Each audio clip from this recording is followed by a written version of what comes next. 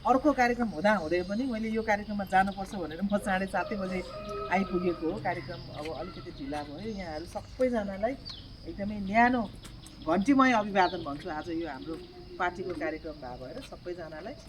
अब हाम्रो मान्यज्यूले सबै कुराहरू भनिसक्नुभयो होइन। त्यसैले अब यो वृक्षारोपण भनेको साँच्चै नै एकदमै राम्रो कार्य हो।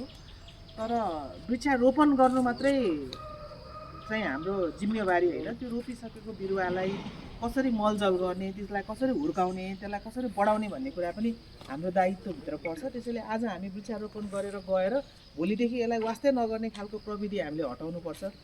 र अहिले देखिरहेछौँ हामीले कति धेरै बुढो बुढो रुखहरू होइन, जुन रुखहरू चाहिँ लड्यो भने त्यहाँ चाहिँ घाँसपातमा जाने हाम्रो मान्छेहरूलाई पनि असर परिरहेको हुनाले यहाँहरूले कुन कुन ठाउँमा त्यस्तो अप्ठ्यारो परेको रुखहरू छ त्यसलाई काट्नको लागि तपाईँहरूलाई केही अप्ठ्यारोहरू परिरहेको छ भने हामी तपाईँहरूको कुराहरू पुर्याउन सक्छौँ। कानुनी प्रक्रियाहरू पुरा गरेर त्यो दुर्घटनाहरूबाट हामीले जोगाउन सक्छौँ। त्यसको लागि हामी पहल गर्छौँ र यो एकदमै राम्रो कामको सुरुवात गर्नुभएको छ। यहाँहरू सबैजनालाई म हृदयदेखि धेरै धेरै धन्यवाद भन्न चाहन्छु।